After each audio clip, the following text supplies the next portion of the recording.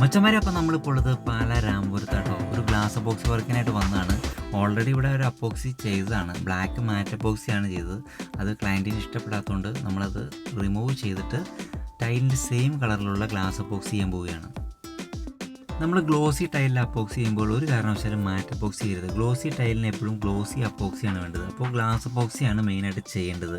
ഒന്നില്ലെങ്കിൽ നമുക്ക് ടൈലിൻ്റെ same colour ചെയ്യാം, അതല്ലെങ്കിൽ ഓപ്പോസിറ്റ് കളർ ഗിൽറ്റോ അതും അല്ലെങ്കിൽ ബ്ലാക്ക് കളറോ ചെയ്താലും കുഴപ്പമൊന്നുമില്ല.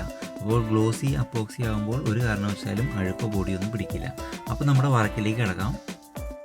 അപ്പോൾ നമ്മൾ ടൈൽ ജോയിൻറ്റിൽ മാറ്റ് അപ്പോക്സി ഒക്കെ കട്ട് ചെയ്ത് പുഞ്ചപ്പാടം കണക്കാക്കിയിട്ട് ബെഡ്റൂമൊക്കെ എന്ന് കരുതി നമ്മൾ പെയിൻ്റ് അടിച്ചാലേക്കും തെറിപ്പിക്കൊന്നുമില്ല. അത്രയ്ക്ക് നീറ്റായിട്ട് ശ്രദ്ധിച്ചിട്ടാണ് വർക്ക് ചെയ്യുന്നത്. നമ്മൾ ജോയിൻറ്റിൽ കട്ടർ ഉപയോഗിച്ചിട്ട് കട്ട് ചെയ്തിട്ടാണ് ചെയ്യുന്നത്. പലരും പല രീതിയിൽ ചെയ്യുന്നുണ്ട്. നമ്മുടെ രീതി എന്ന് വെച്ച് കഴിഞ്ഞാൽ കട്ടർ ഉപയോഗിച്ചിട്ട് ജോയിൻറ്റ് കട്ട് ചെയ്തിട്ട് അതിൻ്റെ ഉള്ളിലുള്ള എല്ലാം കുത്തി റിമൂവ് ചെയ്തെടുത്തിട്ട് രണ്ടാമത് അണ്ടർഫില്ല് ചെയ്തിട്ടാണ് നമ്മൾ ചെയ്യുന്നത്.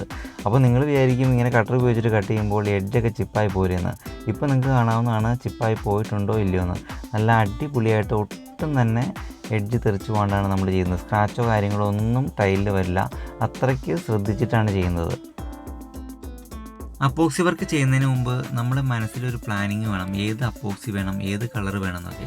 അതല്ലെങ്കിൽ ഇതുപോലുള്ള റീവർക്കുകളൊക്കെ വന്നു കഴിഞ്ഞാൽ ക്ലയൻറ്റിന് വലിയൊരു നഷ്ടമാണ് വരുന്നത്. എന്താ വെച്ചാൽ നമ്മൾ ആദ്യം മേടിച്ച അപ്പോക്സിയുടെ പൈസ, അതിൻ്റെ ലേബർ ചാർജ്, രണ്ടാമത് കട്ട് ചെയ്ത് റിമൂവ് ചെയ്യാന്ന് വെച്ചാൽ അതൊരു വലിയൊരു പണിയാണ്. അതിൻ്റെ ഒരു ലേബർ ചാർജ് കൂടി വരും. അങ്ങനെ വരുമ്പോൾ ഒരു വലിയൊരു തുകയിലേക്ക് അത് പോകും. മച്ചന്മാരെ, അപ്പോൾ നിങ്ങൾക്ക് ഇതുപോലുള്ള വർക്ക് ചെയ്യാൻ താല്പര്യമുണ്ടെങ്കിൽ മുകളിൽ കാണുന്ന നമ്പറിലൊന്ന് കോൺടാക്റ്റ് ചെയ്യുക. അപ്പോൾ ഞങ്ങൾ വന്ന് വളരെ വൃത്തിയിലും ഉത്തരവാദിത്തോടുകൂടി വർക്ക് ചെയ്തു തരുന്നതാണ്.